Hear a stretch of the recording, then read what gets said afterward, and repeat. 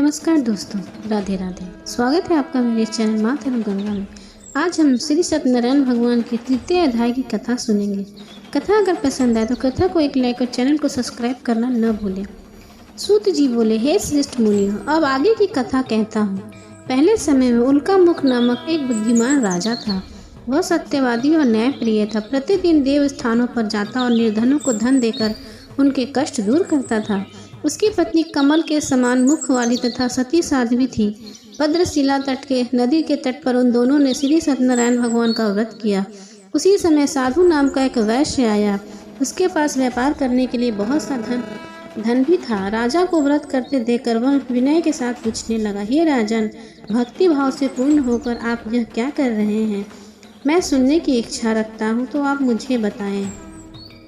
राजा बोला, हे साधु, अपने बंधु बांधवों के साथ पुत्र आदि की प्राप्ति के लिए यह महाशक्तिमान श्री सत्यनारायण भगवान का व्रत का पूजन कर रहा हूँ।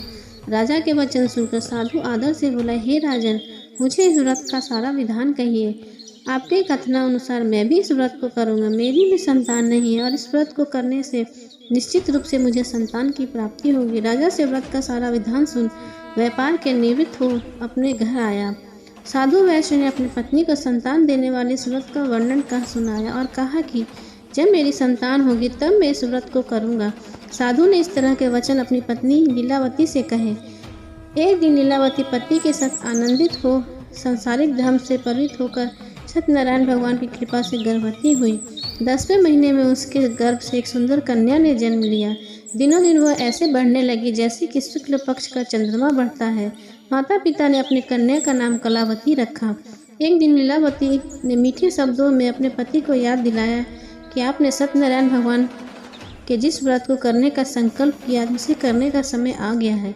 आप इस व्रत को करिए। साधु बोले, हे प्रिय, इस व्रत को मैं उसके विवाह पर करूँगा। इस प्रकार अपनी पत्नी को आश्वासन देकर वह नगर को चला गया। कलावती पिता के घर में रह वृद्धि को प्राप्त हो गई। साधु ने एक बार नगर में अपनी कन्या को सखियों के साथ देखा तो तुरंत ही दूत को बुलाया और कहा कि मेरी कन्या के योग्य कोई वर देख कर आओ। साधु की बात सुनकर दूत कंचन नगर में पहुंचा और वहां देखभाल कर रही लड़की के सुयोग्य वानिक पुत्र को ले आया। सुयोग्य लड़के को देख साधु ने बंधु बांधवों को बुलाकर अपनी पुत्री का विवाह कर दिया। लेकिन दुर्भाग्य की बात यह कि साधु ने अभी भी श्री सत्यनारायण भगवान का व्रत नहीं किया। इस पर श्री सत्यनारायण भगवान क्रोधित हो गए और श्राप दिया कि साधु को अत्यधिक दुख मिले। अपनी कार्य में कुशल साधु बनिए जमाई को लेकर समुद्र के पास स्थित होकर रत्नासपुर नगर गया। वहां जाकर दामाद ससुर दोनों मिलकर चंद्रकेतु राजा के नगर में व्यापार करने लगे। एक दिन भगवान सत्यनारायण की माया से एक चोर राजा का धन चुराकर भाग रहा था। उसने राजा के सिपाहियों को अपना पीछा करते देखा। चुराया हुआ धन वहां रख दिया जहां साधु अपने जमाई के साथ ठहरा हुआ था। राजा के सिपाहियों ने साधु वैश्य के पास जाकर सारा धन पकड़ा और राजा के पास ले गया। वो ससुर जमाई दोनों को बांधकर प्रसन्नता से राजा के पास ले गया और कहा कि उन दोनों चोरों को हम पकड़ लाए हैं, आप आगे की कार्यवाही की आज्ञा दें। राजा की आज्ञा से उन दोनों को कठिन कारावास में डाल दिया गया और उनका सारा धन भी उनसे छीन लिया गया। श्री सत्यनारायण भगवान के श्राप से साधु की पत्नी भी बहुत दुख हुई। घर में जो धन रखा था उसे चोर चुरा ले गए। शारीरिक तथा मानसिक पीड़ा व भूख से अति दुखी हो अन्न की चिंता में कलावती के ब्राह्मण के घर गई। वहां उसने श्री सत्यनारायण भगवान का व्रत होते देखा। उसकी कथा भी सुनी। वह प्रसाद ग्रहण कर और रात में घर को वापस आई। माता ने कलावती से पूछा, हे पुत्री, अब तक तुम कहाँ थी? तेरे मन में क्या है? कलावती ने अपनी माता से कहा, हे माता, मैंने एक ब्राह्मण के घर में श्री सत्यनारायण भगवान का व्रत देखा है। कन्या के वचन सुन लीलावती भगवान के पूजन की तैयारी करने लगी। लीलावती ने परिवार व बंधुओं सहित सत्यनारायण भगवान का पूजन किया और उनसे वर मांगा कि मेरे पति तथा जमाई को शीघ्र ही घर आ जाएं।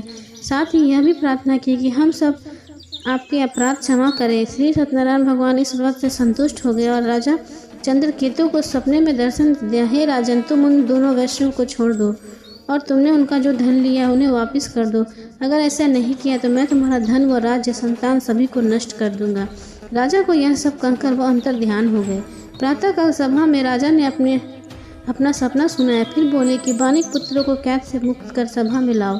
दोनों ने आते ही राजा को प्रणाम किया। राजा मीठी वाणी में बोले, हे अनुभव। भाग्यवश ऐसा कठिन दुख तुम्हें प्राप्त हुआ है, लेकिन अब तुम्हें कोई भय नहीं है। ऐसा कह राजा उन दोनों को नए वस्त्र आभूषण भी पहनाए और जितना धन उनका लिया था उसे दुगना धन वापस कर दिया और दोनों वैश्य को अपने घर को चल दिए।